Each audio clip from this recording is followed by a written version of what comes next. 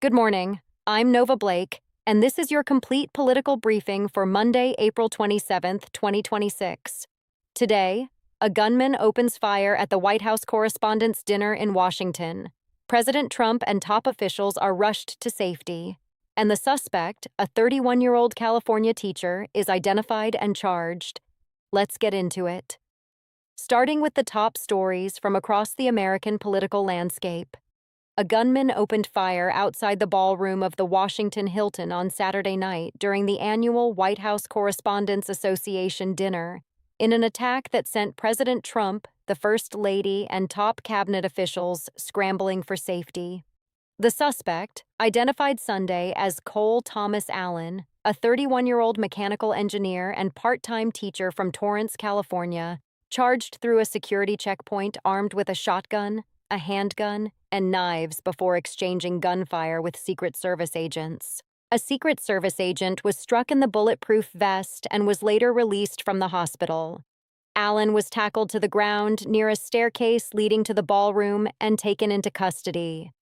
Cole Allen sent a note to family members approximately 10 minutes before the attack, according to federal authorities, stating that he intended to target administration officials and expressing political grievances that included anger over conditions in immigration detention camps and what he described as a betrayal by the current president. Acting Attorney General Todd Blanche said Sunday that investigators believe Allen was targeting members of the administration, and confirmed Allen is not cooperating with investigators. United States Attorney for the District of Columbia, Jeanine Pirro, announced Allen faces charges of using a firearm during a crime of violence and assault on a federal officer using a deadly weapon, with additional charges expected. Allen is scheduled to be arraigned in federal court Monday. Iran peace talks collapsed on Saturday after Iranian Foreign Minister Abbas Araghchi left Islamabad without meeting with American negotiators, and President Trump abruptly canceled the trip by Special Envoy Steve Witkoff and Jared Kushner just hours before they were set to depart. Trump told reporters outside Air Force One in Florida that he canceled because there was too much time wasted on traveling and that Iran's leadership is too fractured to make headway. Araghchi departed Islamabad for Oman on Saturday for further regional consultations, with his next stop expected to be Moscow, Russia. Trump wrote on social media that the United States holds all the cards and that Iran can call if it wants to talk, but confirmed the cancellation does not mean a return to war. The shooting at the Correspondents' Dinner is now prompting Republicans to invoke the DHS shutdown as a national security threat, with President Trump on Sunday telling Fox News that the Secret Service officers who responded to the threat are not being paid because of the Democratic-led blockade of DHS funding. Trump said these were strong, solid people who deserve to get paid. The DHS has now been partially shut down for 69 days, the longest in the department's history, and Senate Republicans are using the shooting to accelerate the passage of the $70 billion DHS reconciliation bill. The war power's 60-day deadline for the Iran war also falls on Wednesday, April 29th. The Justice Department argued this weekend that the National Trust for Historic Preservation should drop its lawsuit against the White House Ballroom construction project, saying in a letter from Assistant Attorney General Brett Shumate that the shooting at the Correspondents' Dinner proves the need for a secure on-site venue for presidential events. Shumate wrote that the lawsuit puts the lives of the president, his family, and his staff at grave risk, and called the legal challenge an attempt to stop President Trump no matter the cost. The National Trust said it has no plans to drop its case. The confrontation represents an extraordinary attempt by the Justice Department to invoke a security incident to pressure a nonprofit litigant into withdrawing a federal lawsuit. Israel's Prime Minister Benjamin Netanyahu ordered the Israeli military to carry out powerful strikes against Hezbollah targets in Lebanon over the weekend, even as the 3-week ceasefire extension brokered by Trump just days earlier remains technically in force. Hezbollah fired multiple rounds of rockets into northern Israel in response.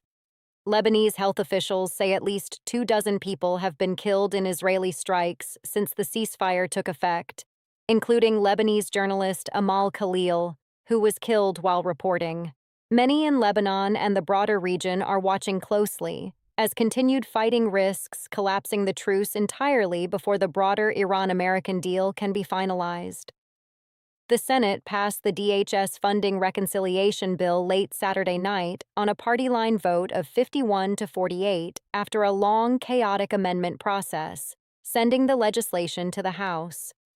The $70 billion measure, which funds immigration and customs enforcement and border patrol for 3 years, bypassed the 60-vote filibuster threshold through the budget reconciliation process. The House must now vote to pass the identical bill, with Republicans holding only a 218 to 213 majority and a single defection potentially killing the legislation.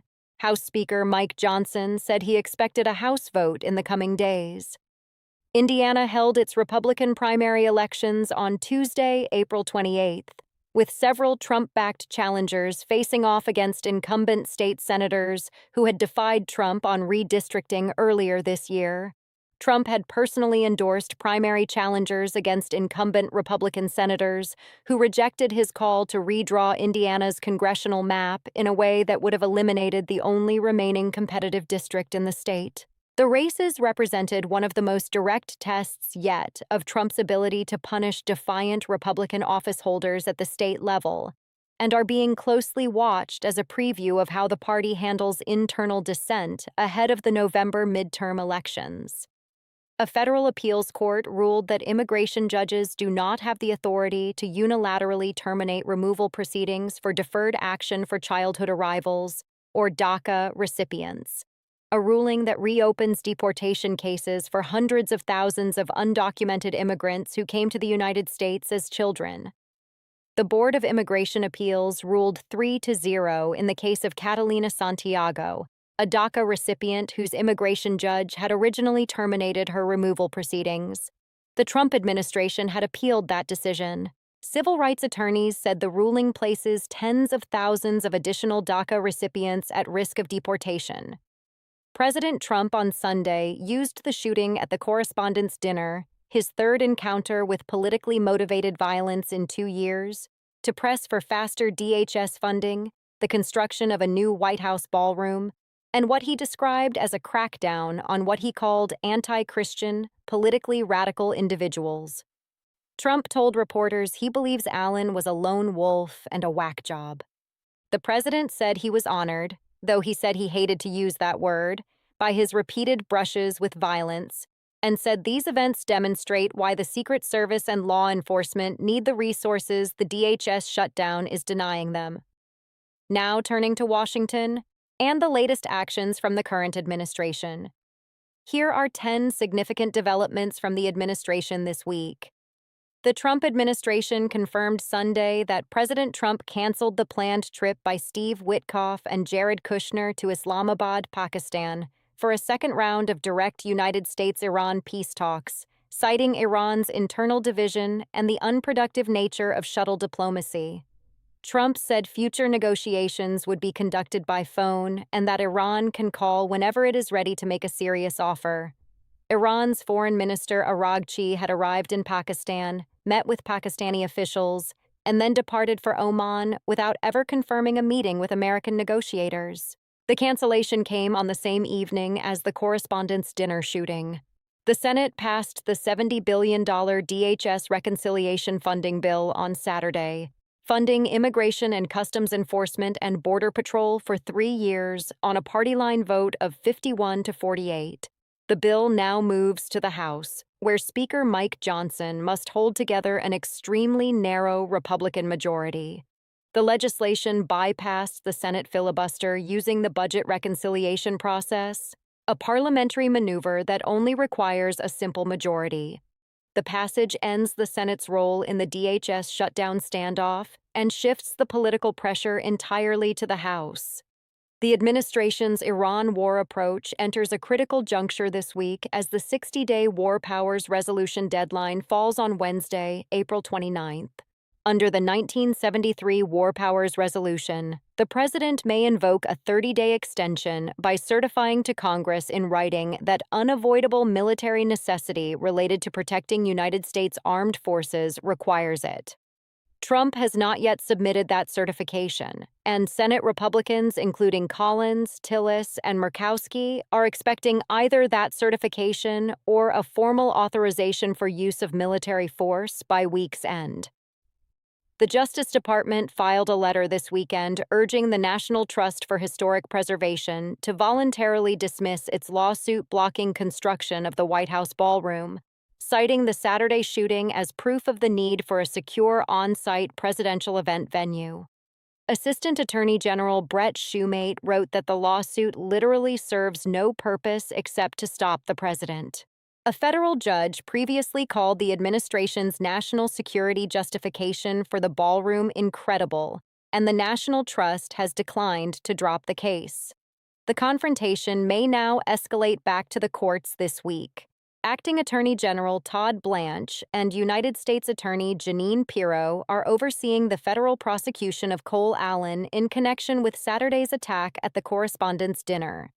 Allen faces charges of using a firearm during a crime of violence and assaulting a federal officer with a dangerous weapon, with Pirro confirming that additional charges are expected.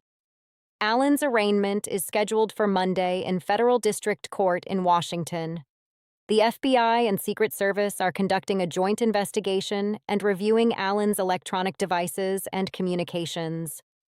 The Kevin Warsh Federal Reserve confirmation is now expected to advance rapidly following the DOJ's Friday closure of the criminal probe into current Fed Chair Jerome Powell. Senate Banking Committee Chairman Tim Scott of South Carolina is expected to schedule a final confirmation vote within days after Senator Tillis lifts his hold. The full Senate would then need to confirm Warsh before Powell's statutory term expires on May 15th. The White House has called the confirmation a top priority and expressed confidence that the Senate will act swiftly. The Board of Immigration Appeals' ruling against DACA deportation terminations has been welcomed by the Trump administration as consistent with its immigration enforcement priorities. The administration had appealed the original immigration judge's decision to terminate Catalina Santiago's removal proceedings, arguing that individual immigration judges lack the authority to unilaterally close cases on their own initiative. The ruling now creates a pathway for additional DACA deportation cases to be reopened across the country, affecting potentially hundreds of thousands of individuals whose cases had previously been closed by sympathetic immigration judges.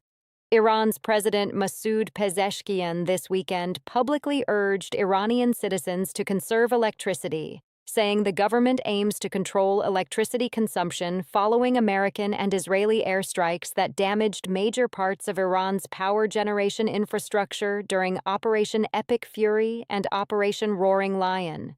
Pezeshkian said the country is working to restore power capacity while managing the combined economic impact of the naval blockade and military strikes.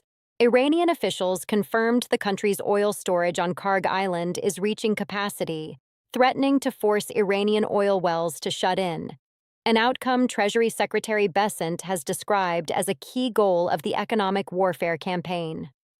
The White House is invoking Saturday's shooting to argue that the DHS shutdown created a dangerous funding shortfall for the Secret Service. Trump said Sunday that the agents who responded heroically during the attack are among those not being paid because of the congressional standoff. A senior Secret Service official confirmed Thursday that the agency is managing a significant resource strain tied to the DHS shutdown, now in its 69th consecutive day. The administration is pressing House Republicans to pass the Senate-approved reconciliation bill as quickly as possible, citing both the shooting and the approaching war powers deadline as reasons for urgency. The FDA's issuance of National Priority Review vouchers for 3 psychedelic compounds, announced Friday as part of the implementation of Trump's executive order on psychedelic therapies, is moving forward this week. The vouchers accelerate approval timelines for MDMA and 2 psilocybin-based therapy candidates toward formal FDA review. The administration has allocated $50 million in federal matching funds for state-level psychedelic research, with a particular focus on treatment-resistant post-traumatic stress disorder in veterans. No psychedelic has yet received full FDA approval for any medical use in the United States. That's your full briefing for Monday, April 27th, 2026. I'm Nova Blake. Stay informed, stay ahead. We'll see you next time.